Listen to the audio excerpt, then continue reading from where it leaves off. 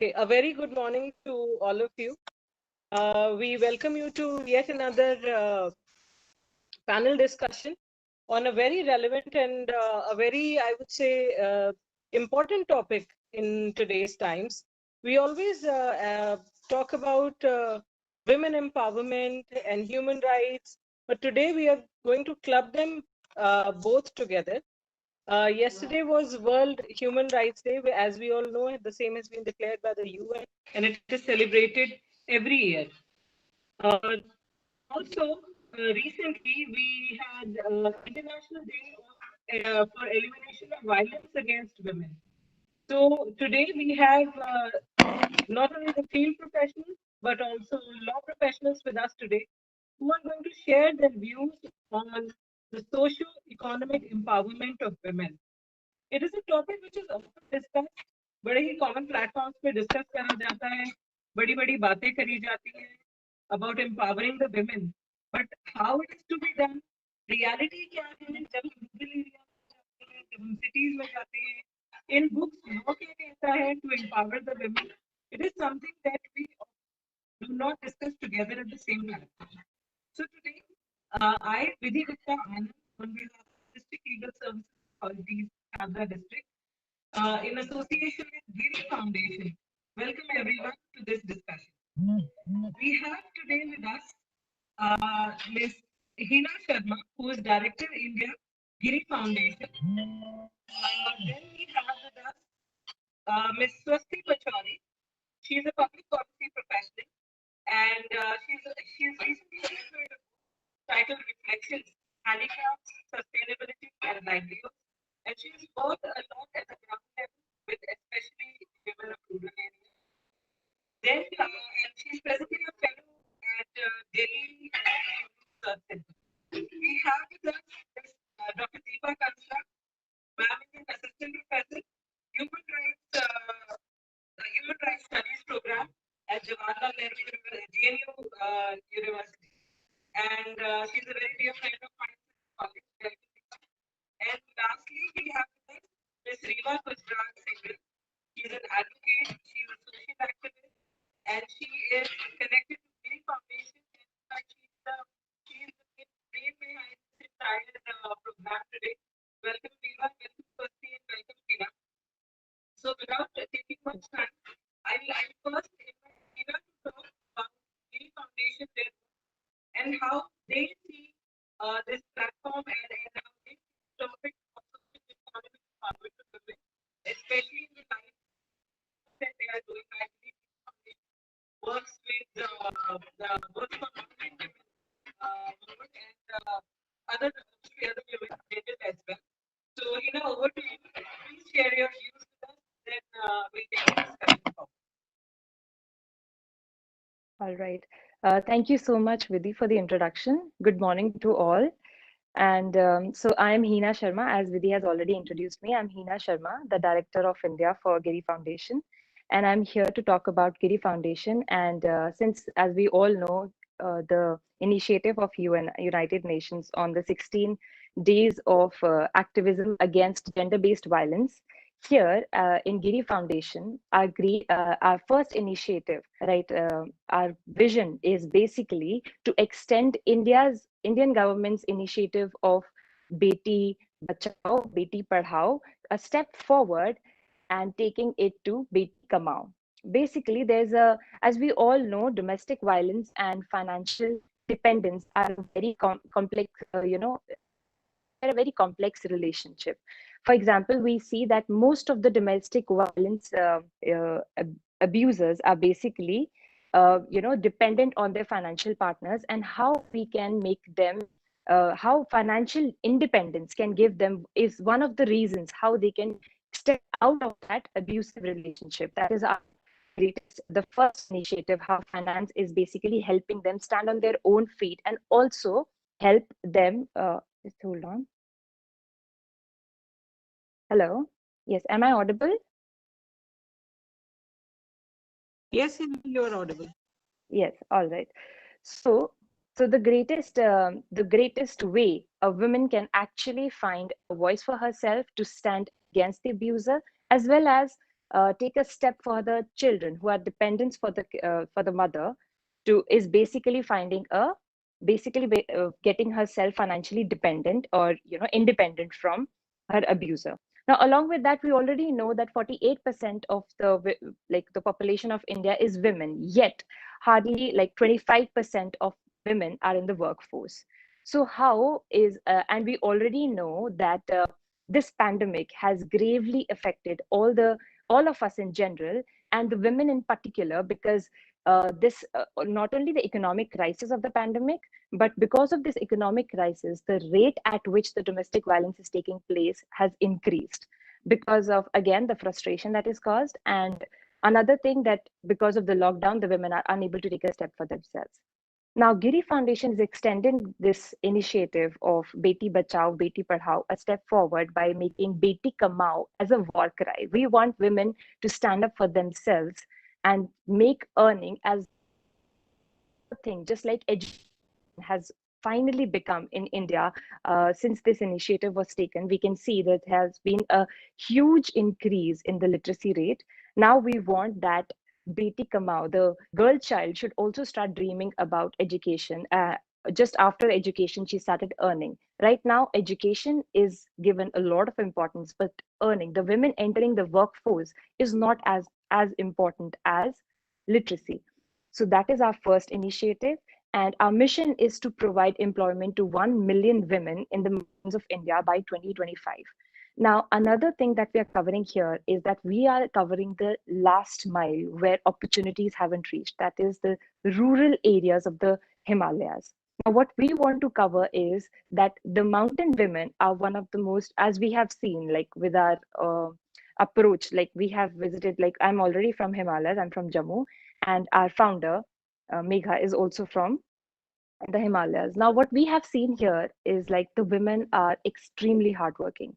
They have been, they are not only handling the household, chores, they're also making sure they're the ones who are getting the woods for their, houses. And what they lack is they're very skilled. Another thing, they're extremely skilled. They make the best hand woven sweaters. They knit really well. Along with that, we have seen in Ladakh, that is the northern part of Jammu and Kashmir, we've seen that Ladakhi women are some of the most, hardworking women.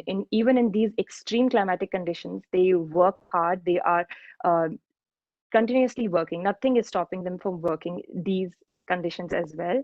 Now, what we have seen, the difference in Ladakh, like when we were interacting with the Ladakhi women and when we were interacting with the other parts, the other mountain areas, is the societal structure, basically.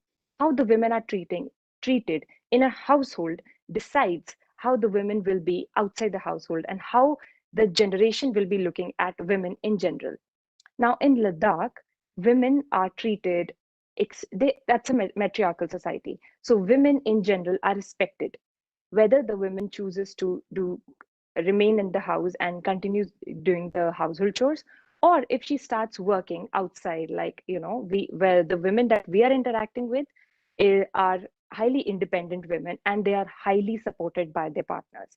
They have been, given equal respect whether they were handling the household chores or they choose to work outside. Whereas in the other parts of the country, there is a huge difference in the way they are treating women. There is there is an imbalance of in the household in terms of distribution of responsibilities and the way everyone is looking at the responsibilities. For example, we see that in most of the villages in Himalayas, we see are they are handling the household chores, and household chores in general are not respected as much as the person who's getting the finances for the family. So the bread earner is given much more respect, much more importance, and that changes the way the children look at their mother, and subsequently she herself looks at her in a very degrading way, not someone who's actually worthy of anything. So much so that she is highly skilled. They're highly skilled in ways like, I've already told you, like they are the ones who are making handlooms. They are basically, get looking after the the household. Along with that, they're also doing laborious jobs, which actually in the world, in the normal cities and all, which will be paid, which they will be paid for. But since they are in already the terrain at which they stay, they do not have the right opportunities. Their skills are not regarded by themselves actually and their family members, and so there is a shift in the balance. There is an imbalance in the household. Now with Okay, Giri Heena, Foundation work.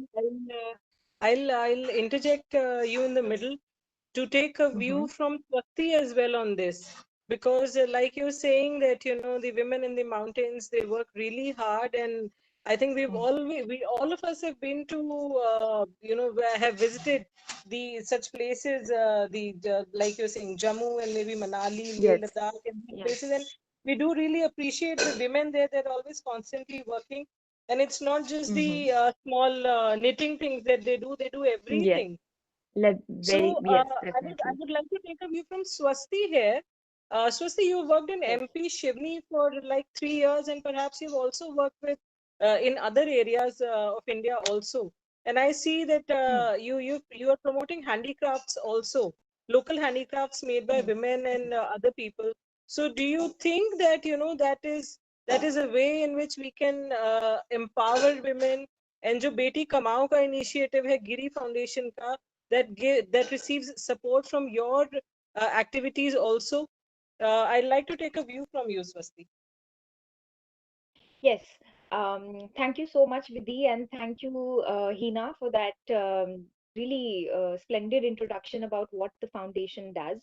I sort of agree with Heena when she talks about how financial independence of women and economic empowerment of women, and the overall theme of this webinar, which focuses on the social and economic empowerment of women, how these are extremely important.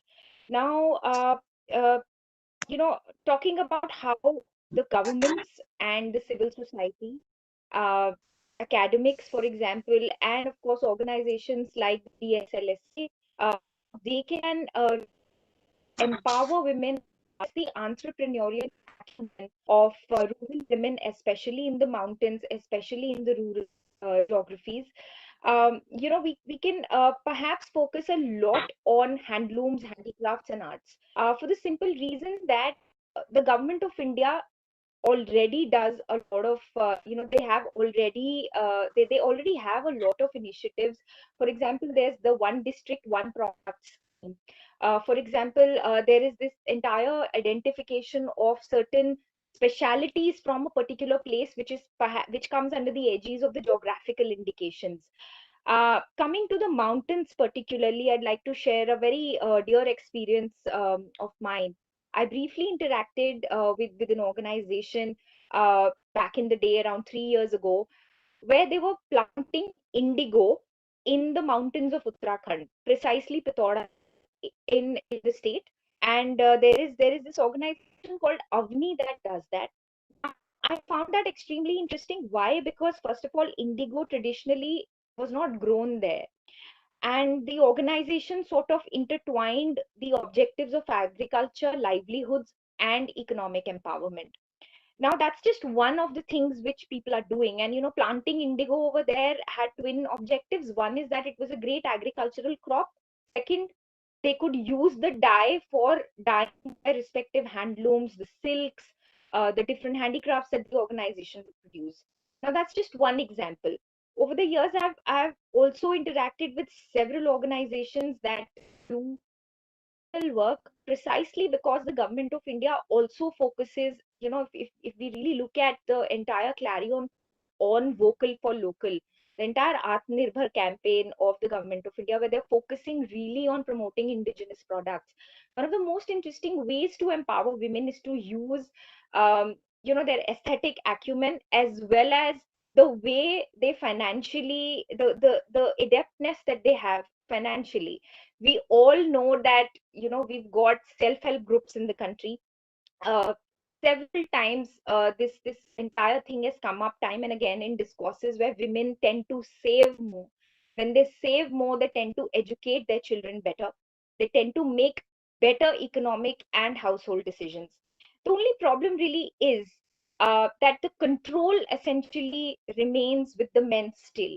And I think since we are talking about human rights, since we are talking about domestic violence, it's very important to understand that, you know, no matter how much you may empower women, till the time the actual decision making doesn't come to women, it's not going to really make any difference.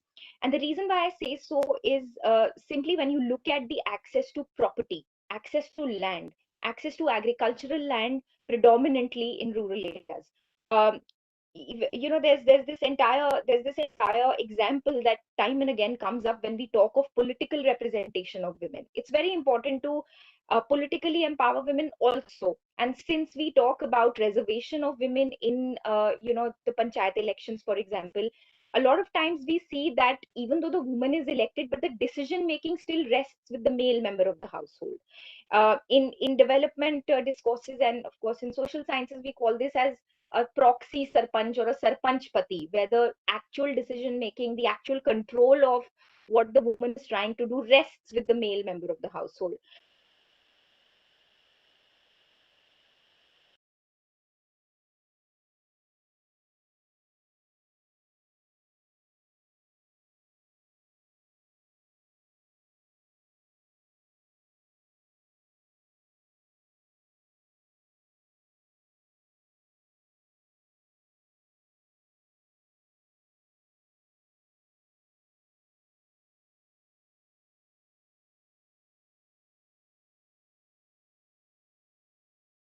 Swasti, I think she's uh, dropped out.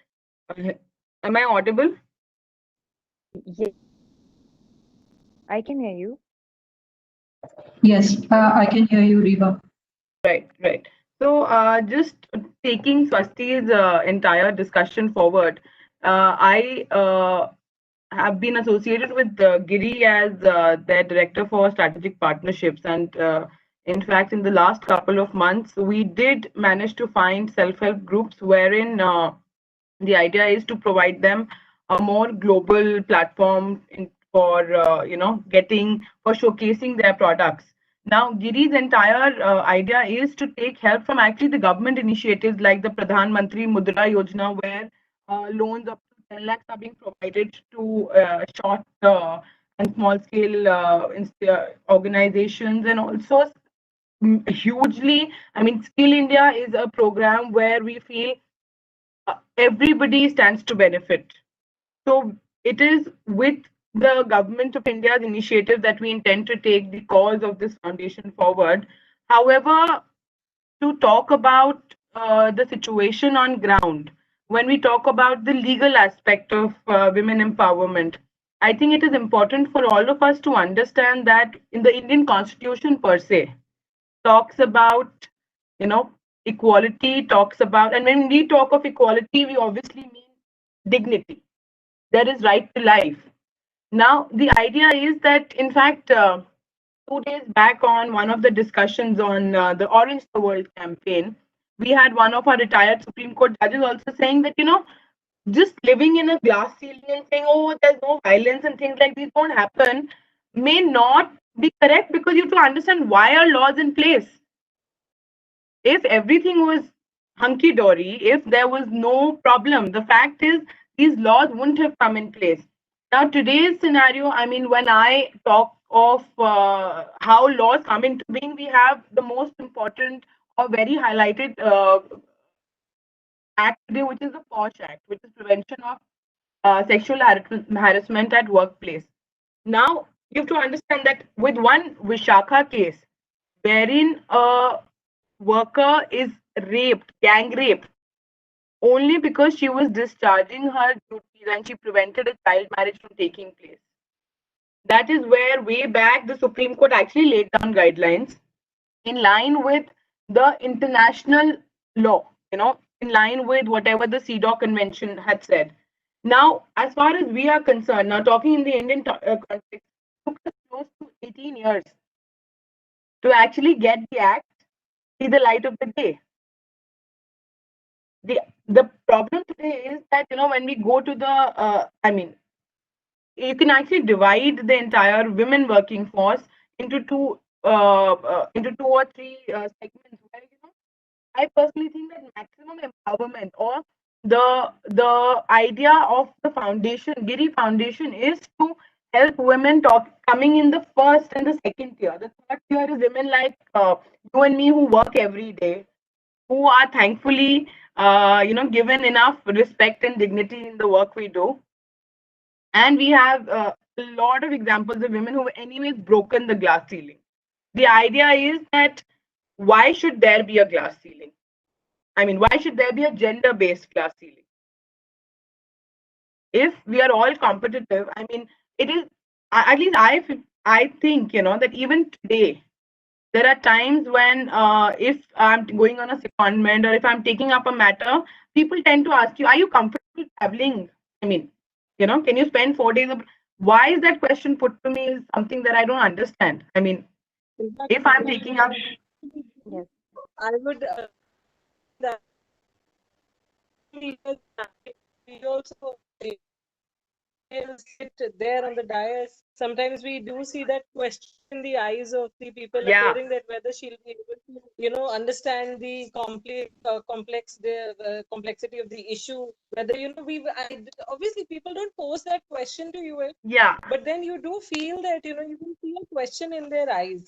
And like Swasti and Heena were saying that economic empowerment is necessary, but Swasti made a very valid point that till such time decision-making power comes in the hands of the woman, or perhaps not I would say, let's not be lopsided in this. Decision-making power is or the family members, all the family members. Till such time, I would say that they've not come at an equal footing. So we're talking about economic empowerment, but when we talk about social empowerment, I'd like to take views from Deepa here.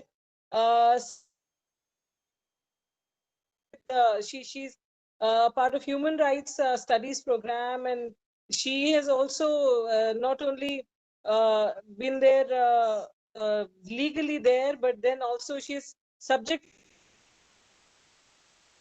What's your view on this about women being empowered, and do we need special webinars like these on women's rights, or are they like they're part of other human rights only, or why do we need to specially focus on women's rights? So your views. Yeah, thank you, Vidhi. First of all, 10th December every year, Human Rights Day. There are a lot of events, which are organized all over the world. There's one thing which is common. It's like a pause where most people look back at what they have done and the targets that they have achieved, plus also looking forward as to, okay, what's left? What are we looking for in the future? And in that light, socioeconomic empowerment as an expression or as an agenda is one of the lenses through which, there's a looking back at where we've, to how far we've come, and also where are we going. And that's where, these discussions, yes, become very important, because this is where we are finding the gaps, things which are not yet covered, the gray areas. And particularly because we talk a lot about law, that even though there is a law, I mean, can you shape it better? Can you make it work in a way which is more needed in terms of context? So keeping that in mind, I think the broader idea is that socioeconomic empowerment of women has the agenda has transformed societies as well as legal systems. And the expression itself has evolved tremendously over a period of time. And if we are to club the two, because that's a very complex equation, we kind of want to economically empower women with also the objective that socially their status or their position is associated with dignity and equality. So you see socioeconomic empowerment kind of manifesting in two approaches that the law takes, or even in human rights for that matter. One is that you prohibit and you correct harmful practices against women. And that's where you have much of the, if you just look at it in the last 10 years, like Reeva mentioned about sexual harassment at workplace, You also have traditional practices like female genital mutilation. You have other, forced labor vis-a-vis women, migration issues. So practices which are harmful, we bring in the language of, correction, prohibition, and penalty is involved in certain legislations for that. That's occupied a major chunk of the human rights framework, and with the objective of socioeconomic empowerment of women. On the other hand, the more wider and broader framework for socioeconomic empowerment is actually creating capacity. That's where, as Swasti, Heena, and Reeva identified, that you empower with resources. You empower with freedom to decide that this is what I need to do. And actually, both the two are very, very intermixed. If there is violence, abuse, and this fear of retribution, let's say, if I make a complaint about the abuse and I am likely to lose everything. So you can see that the fear of violence or abuse actually keeps women from even moving to the other side. We may have a lot of mechanisms and processes, but until and unless that approach is inclusive, wherein you have good use of criminal law as well as prohibitory mechanisms and empowerment, you cannot get closer to the high-ended objective of empowering women. So expressions like decision-making, capacity, opportunities, resources, ownership, you see a more material dimension to socioeconomic empowerment coming in, and material tangible in that form. So you need organizations, even, like a university is equally important in that context, because you have a lot of students who are coming for higher education, and that's when they leave, they're actually important participants in the society. So they're the drivers of social. It's like a cycle. The more you empower, and then the cycle gets more robust and internalized. So when it comes to identifying the social dimensions or the idea of social justice, I want to emphasize on this point that we are actually part of a larger global conversation which is happening. Just like we find laws which are catering to socioeconomic empowerment in India, you find a similar movement process happening in other countries. Now, why these webinars are important, not just in universities, but also by other stakeholders, is that we view the world and we see some best practices which have worked. And I'll just bring in an example. You have, let's say, the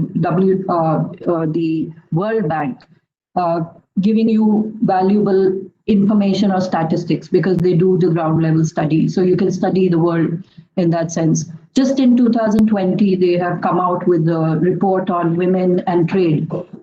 And interestingly, they have said that women are consumers, they are entrepreneurs or the management, and they're also the workers. So you have them categorized, and they say that we don't have adequate information. The only pointers that they give is that, let's say you have women workers, but the management is controlled by men, and that makes a lot of difference. As far as India and many of the countries, they say that as far as export industry is concerned, women are not that much involved. So it's still limited to, at the local level, smaller products, wherein reaching the market or the global market is what we are looking for in the future. So I feel that these webinars are actually contributing just as much as law comes in and contributes. But this conversation where we share, we identify the gaps, and we are not just blindly moving ahead, marching ahead, but we now know that, okay, this is where we've come. We need to take it forward in this direction, because that's how the world is also moving, and we need to be part of that process. So I think that this conversation is very, very valuable, and we are also part of this conversation happening in the whole world in that. So we're making a contribution in that sense. In fact, this program earlier, we were thinking about having a discussion for mountain women, and then Reeva was like, let's not make it mountain women specific. Let's make it let's make it general for women. Like even in the discussion today, we are what 5 panelists, and all of us are women. And despite the fact that we have been brought up in cities, we have had our own share of that where we see that there is a discrimination, there is some sort of I would say lack of that forthcomingness of people when it comes to the profession or it comes to other things. So, Reeva, I'd like to In know. fact, here, I, yes, because when in fact Deepa just spoke about how the products are coming from the women, but the management is in the hands of men. Now, this is something that I have experienced firsthand when I was trying to reach out to the self-help groups. Now, especially in when we talk of the northern parts of the country, every time we tried to reach to a group where we found women actually doing the entire thing, the product was made 100% by women. When it came to showcasing their product on the platform of the foundation, suddenly we had these men from the family come up and say that, why don't you talk to us? And as far as we were concerned, I actually had to put my foot down that since you are not making the product, we as a I foundation, would, our idea I is would that, like to till, add to this. Hmm. yeah. Yes, Reeva, So I would the like to idea is add to that till this the time, point. Hmm. yeah, please go ahead. Yes. So, like Reeva already mentioned, and along with that, I think Swasti also mentioned this point where about proxy sarpants, right? How Right. women are basically the face, but the let's say the brain is actually the men or the management, like Deepa also mentioned, the management is still in the hands of the men. I think I would like to focus on the fact that till date, the approach to women empowerment has always been a top to bottom approach. Like we will empower women, like the men have been in a position to reserve, to put we are putting the women, like let's set a reservation for them because we want to empower them. So one thing that we really need to do is have a bottoms up approach where we are actually empowering a household, a unit, rather than like it is actually like a two-dimensional wave that has to go from the top-down approach and the bottom-up approach have to be done simultaneously. It is not one way. And that's where we lacked in the beginning by empowering, by giving them reservations, yes. But at the same time, getting women in the workforce as something we see in the normal day-to-day life was what was missing. And that's where that's where we as a foundation want to get inside the households of the women, and whatever skills they have, just get them doing, bring them that confidence that they are the ones who can actually take decisions for their life, because that confidence has been taken away from them because they have not been a part of that. And once they start actually earning for themselves, they start earning for their kids, they start getting treated as an equal to the male Absolutely. member of the family. In Once fact, they in start fact, becoming, yeah, oh, sorry, Hina. I'll just yeah, yeah. add here that somehow, Hmm. I feel, and Deepa's already spoken about the laws in place. I also think Hmm. that, awareness about what is in existence is extremely important because as of today, we have a DV Act in place. The DV Act is the Domestic Violence Prevention of Women from Domestic Violence Act. Now, that act is a comprehensive act which can actually provide you things like an alternate accommodation, maintenance, a prohibition order, everything.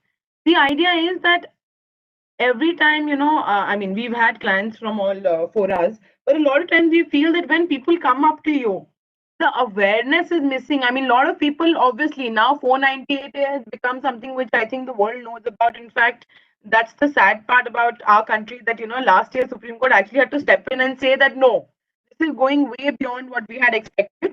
So let's put a hold on it. But there are a lot of preventive equal remuneration act, for example, the labor laws, there is an entire framework in place. The idea is, in fact, I think Vidhi would agree with me, and since she's there deciding matters, that Vidhi, I think our major problem today is execution. We have a framework already in place to make sure that women are empowered. Your constitution, I mean, the basic law of the land is strong enough to ensure that every individual in this country is respected, there is dignity, the issue that we face is of awareness and of I think execution. Because even at Posh, when as an external member, when I go and start giving sensitization sessions, it's actually funny that a lot of women, even if they have heard comments from coming from their peers, they, because everybody wants to eventually hang on to their job, their livelihood, a lot of people actually take it in the lighter vein and let it go. So Vidhi, what do you think about, I mean, how can we work on the execution bit of it? What is your view on it?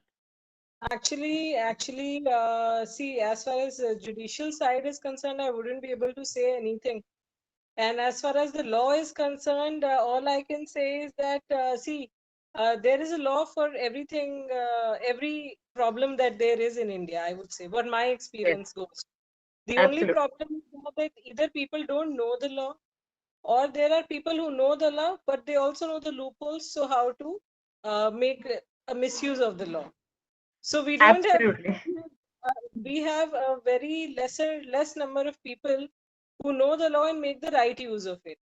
So I believe that, a lot of women, especially when we talk about domestic violence, they are suffering in their homes and they're afraid to report the matter. A lot of Absolutely. genuine people do not even come to the court, is what my opinion is. That and then, when you come to the court does its best to provide you justice, as far as we can, within the limits of law. But then the only thing is that even when it comes to execution, there is a limit to which the court can go. Absolutely. Beyond I that, completely understand. beyond the Because law, there are change of addresses. Absolutely. In fact, I also people need to change their mindsets. absolutely. On that note, I'd like to take a view from Swasti here. That Swasti, you've worked again. As I said, you've worked with the grassroots level people, and like you have seen that, the economic empowerment may be there, and women are doing the handicrafts and other stuff. But then, is there any kind of fear or scare or in them to report any such kind of issues? Or is it that they've normalized it now, that, it's part of their life and this is the way it is, a part of the society, and this is the way they have to live? Or is it that the awareness is increasing, and now they are forthcoming to come forward to report their issues and get a relief? Yes, I mean, thanks, Vidhi, for that, for raising that important point. In fact, we've been discussing about domestic violence. There have been studies, and I'm going to come back to my previous point of why economic empowerment per se, or for that matter, most importantly, access to property, um, is the most important precursor to any kind of empowerment when it comes to women. Because when you empower a woman economically, that's when she can exercise her agency far better. That's when we can talk about things like social empowerment, political empowerment, and psychological empowerment of women. That's when we can talk about mobility of women. There have been studies, Vidhi, and of course, well, I'm sure everyone, is such an illustrious panel, and people would be aware of this over here, that when you provide women with access to land, access to property, access to economics, that's when domestic incidences of domestic violence actually come down.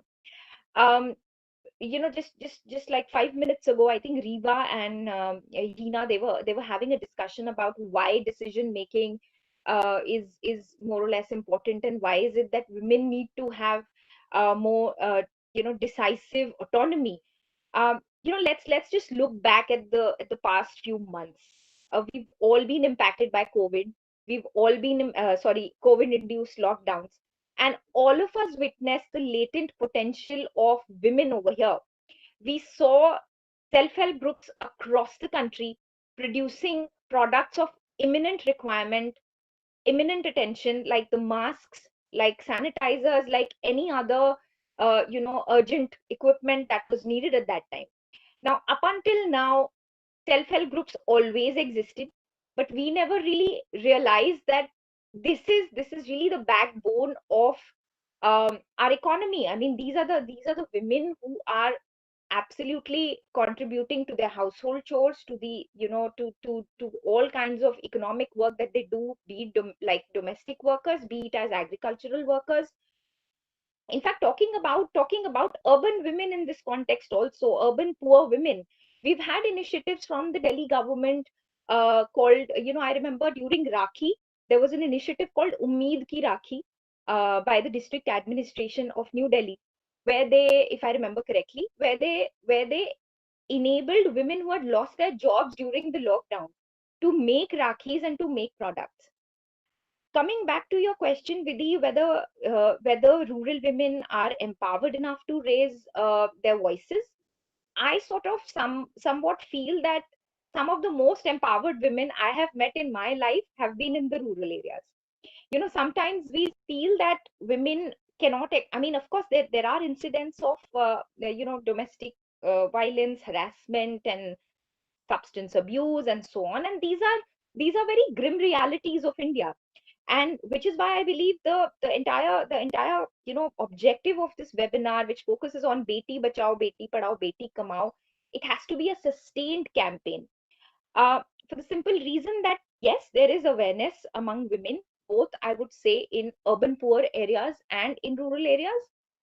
However, the agency that they exercise is still somewhat limited, but it would be slightly myopic to assume that women do not have awareness. I mean, I have seen the district administrations working very, very proactively to empower women, to make women aware of their rights.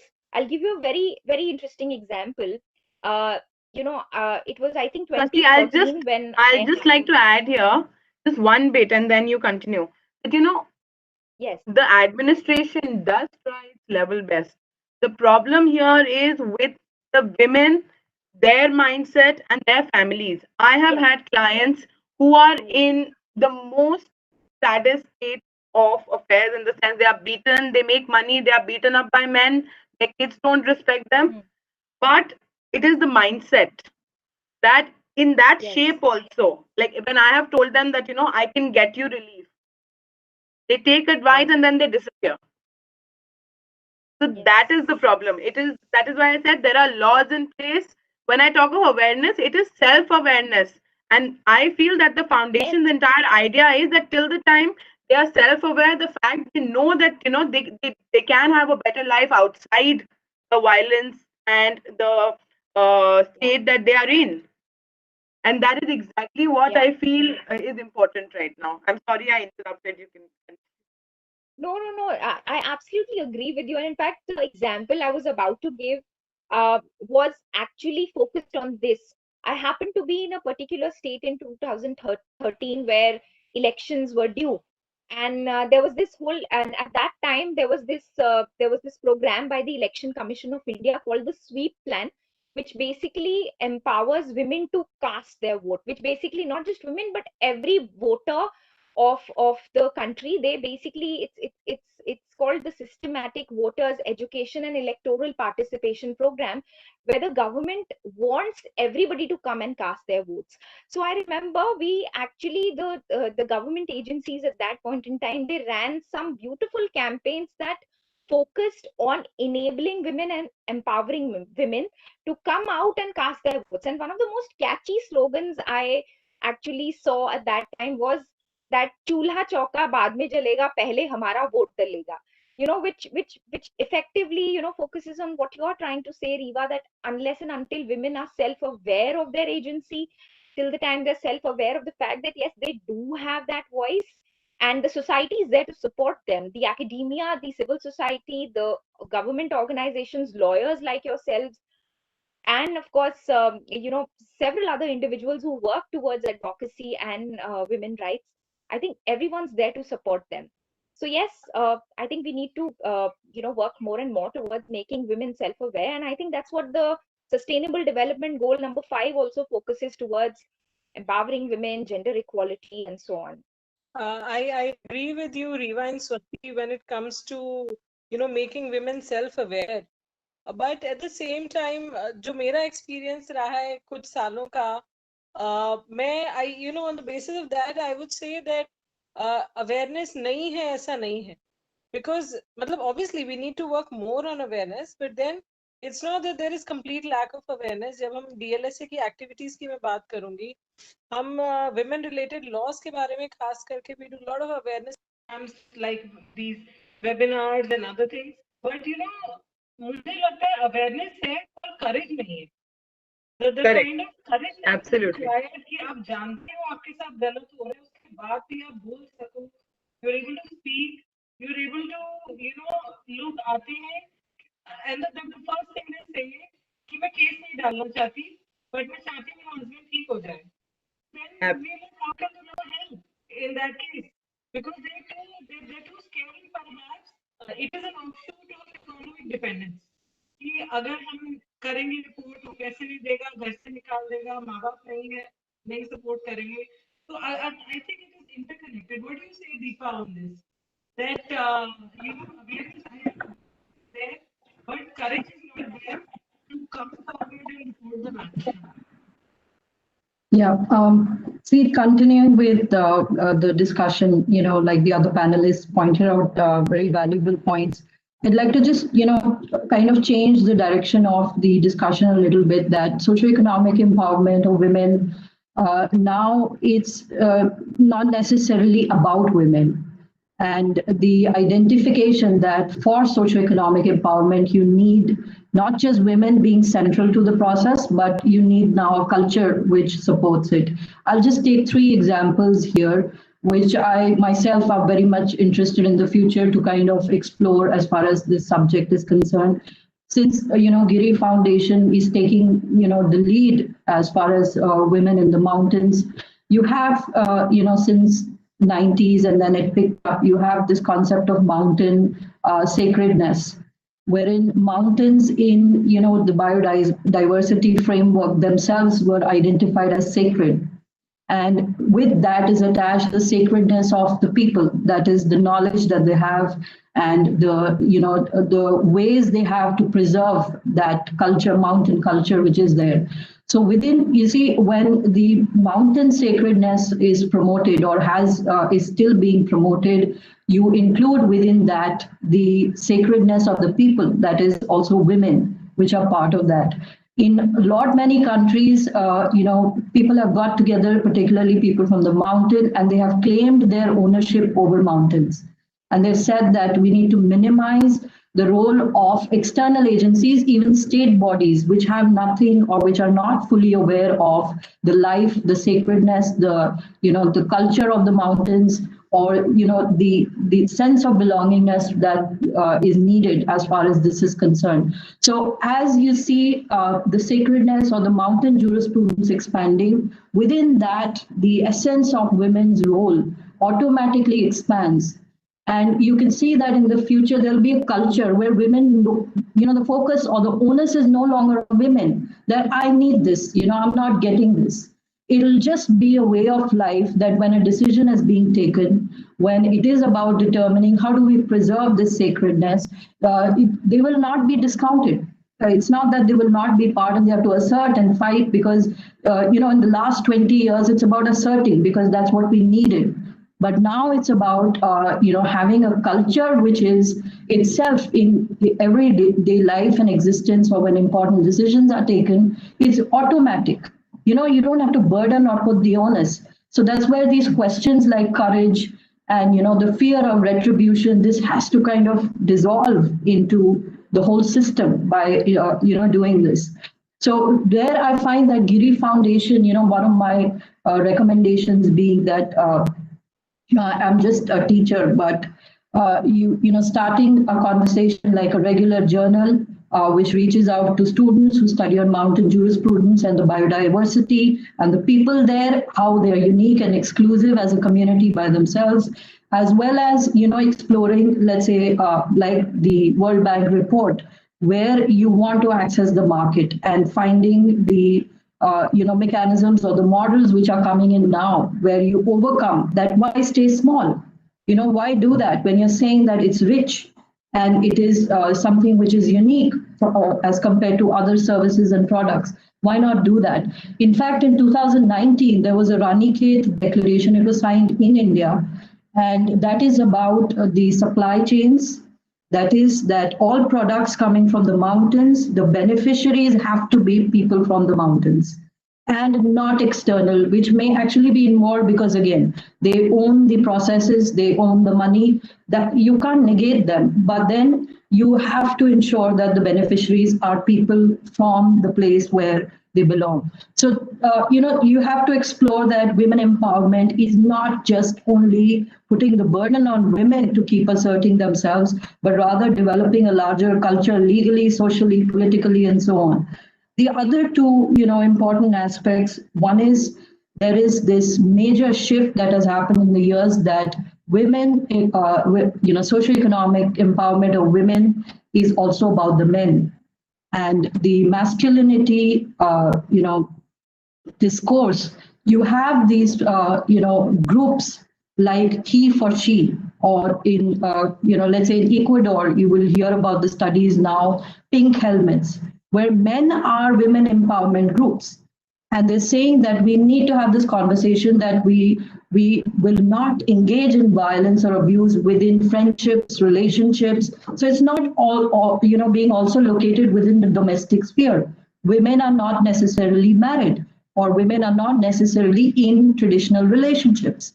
So you have then, this is very important, you have reports coming like, father, rights of father as far as reproduction, childbearing, child rearing, and you have a much larger discourse which is making the shift, making us rethink that you cannot achieve socioeconomic empowerment of women till the time you have within the discussion men's, involvement and as an integral, part.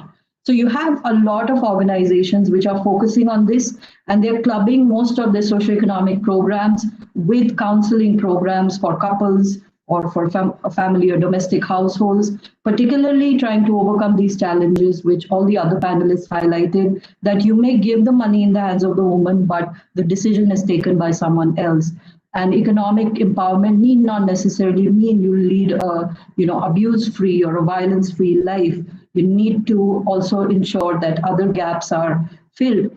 The third, again, not necessarily, locating it within the context of women, is this attempt to have comprehensive sexuality programs in schools and in education institutions. I think this point where children internalize family patterns, behavioral patterns, which they see, the parents or the other persons doing, these comprehensive programs which are about discussing relationships, friendships, sexuality, how women are, about their body, the sacredness of the relationships.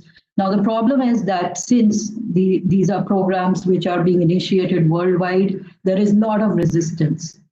And comprehensive sexuality programs, particularly within schools, it's not reached its full effect that you will, you can actually see it's happening. But I see that's another important agenda as far as socioeconomic empowerment of women is concerned, because you are kind of already having the foresight that if you make these discussions happen at a very early stage, you need not make such big struggles at a later stage.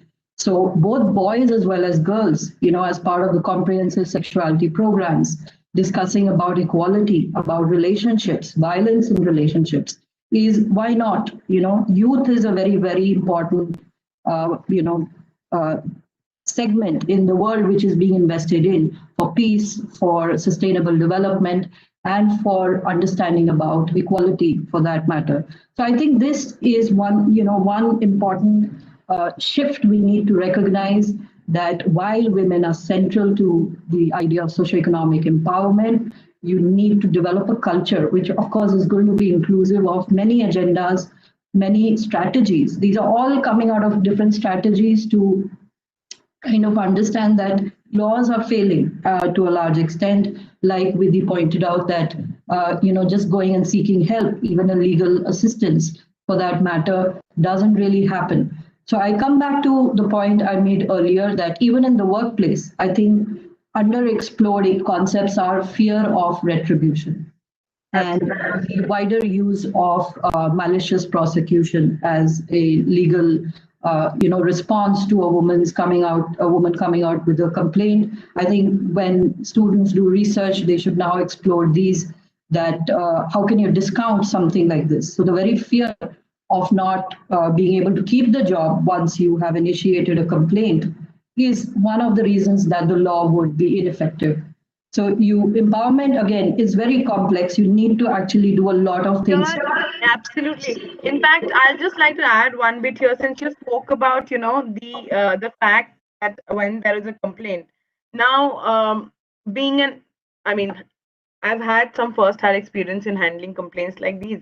I feel that the saddest part here is that, every time a law is made, I mean, we understand that POSH actually came into being. I mean, I'm talking specifically about POSH here.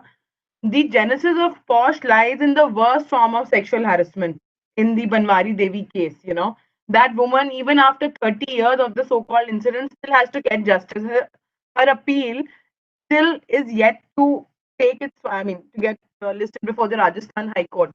The bad part is that, I think after what happened to the 498 jurisprudence data, that, we saw so much abuse of the law, that this time when the POSH Act actually came out, there was a rider that in case we do find out that this complaint is malicious or frivolous, whatever action can be taken against the respondent, the same action can be taken against the complainant also. So, I think it is that we learn from our experiences, and we know that as a society, we are prone, as Abhidhi very correctly pointed out, that, people know the law, and then there are people who know the loopholes in the law.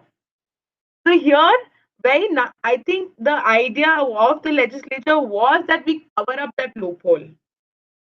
But again, in India, even today, I mean, even 7 years after the act being in place, I know of n number of companies who are approaching us now to have a policy in place. So again, what we are lacking is the execution.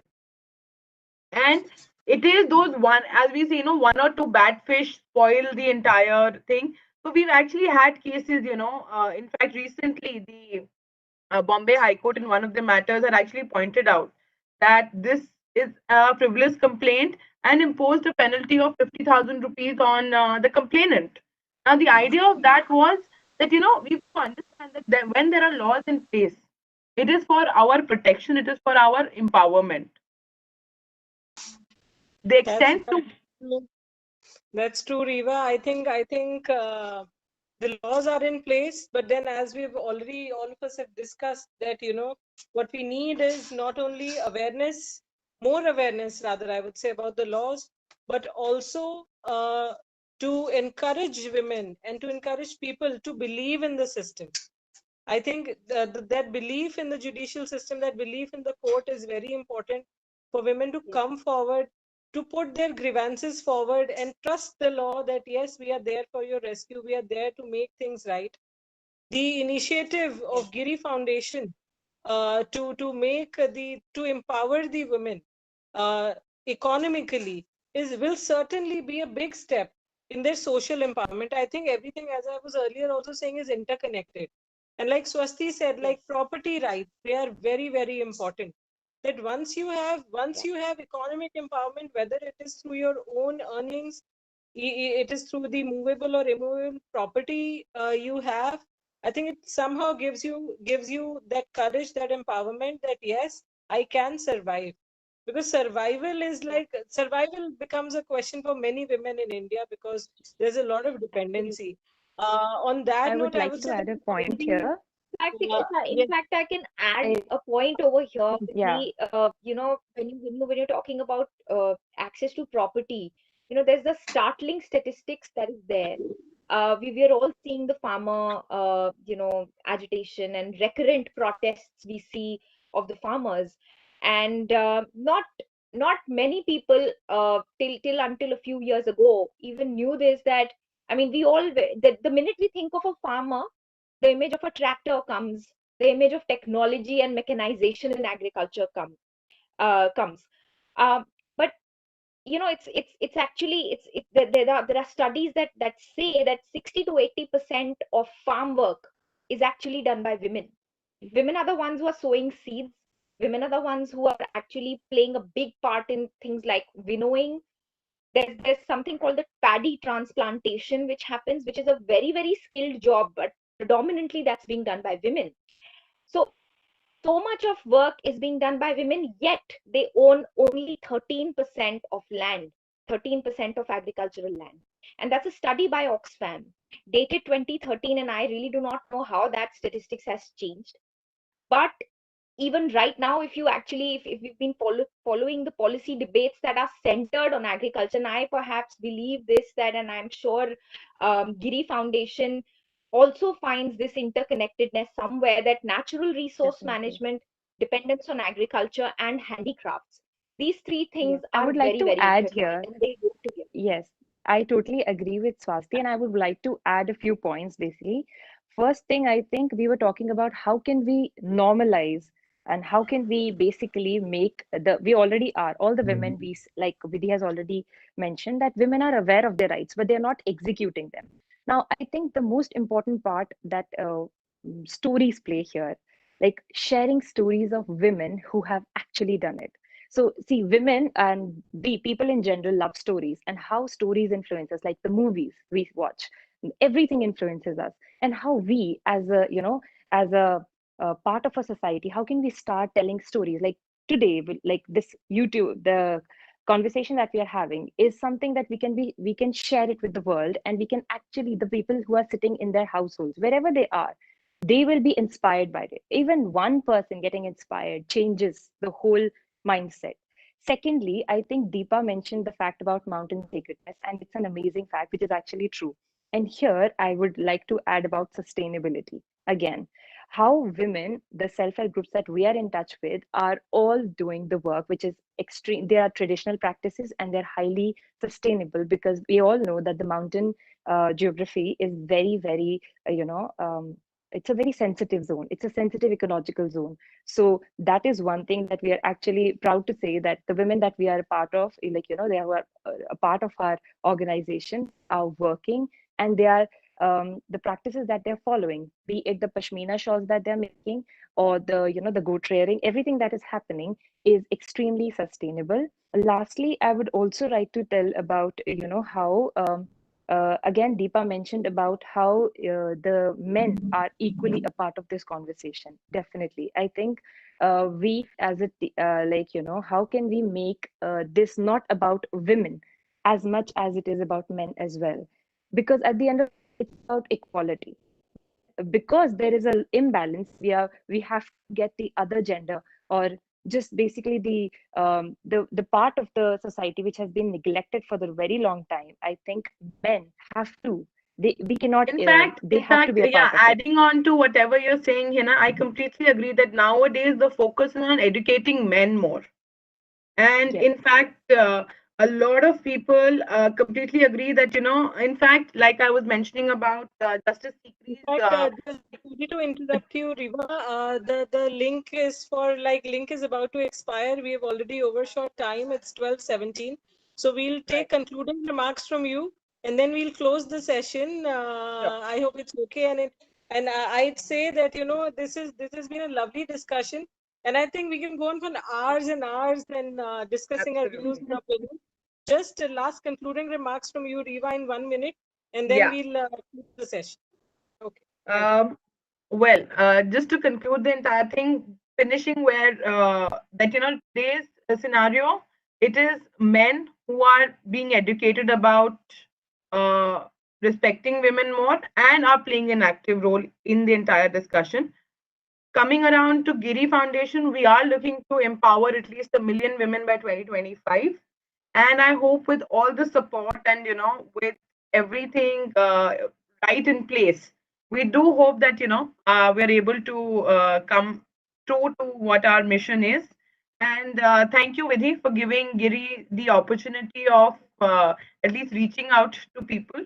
And I do hope that not only this topic, I mean, we are able to connect further. And Swasti, your experience is absolutely extremely rich, and we hope to learn a lot actually from your experiences also. I look forward to connecting I with learned you. a lot too. Right. Yes. And Deepa, thank you for Vidhi, sharing. for the opportunity. Right. And also, Deepa, thank you for sparing your time and being a part of this. The foundation does look up to empowered women like you to help us take our cause forward. Thank you again. Thank you Definitely. everyone Thank for you so much, everyone. Thank Yeah, you. thank you. for giving for Thank you, Sharma everybody, also. I and thank all the all best the to panelists. Giri Foundation. Thank Thank you. you. Thank you so everyone. much. Thank you.